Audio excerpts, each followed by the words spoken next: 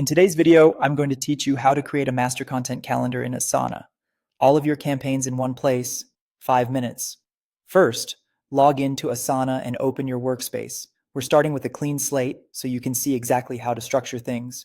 Create a new project, choose a blank project, and give it a clear shared name like Master Content Calendar. Clarity matters because this becomes the single source of truth for your entire team.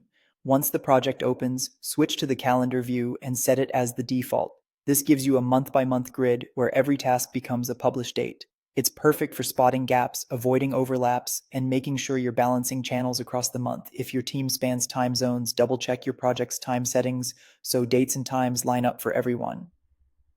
Next, define your workflow. If you prefer a list or a board view for planning, add sections that mirror how content moves through your process. Then, flip back to calendar when you want the big picture. Typical stages include ideas, briefing, drafting, design, review, scheduled, and published. Keep it simple at first, you can refine over time. Now add custom fields to capture the details that matter. Common fields include channel or platform, content type, campaign, priority, owner, and status, plus a publish date if you want to separate it from internal due dates. These fields power filtering, sorting, and reporting later, so think about the insights you'll want.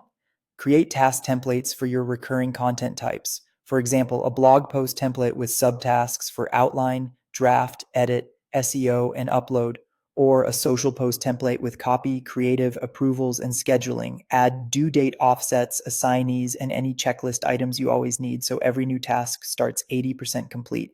Use rules to automate routine handoffs. When status changes to ready for review, auto-assign the editor and set a review due date. When a task moves to scheduled, set the publish date, and notify the channel owner.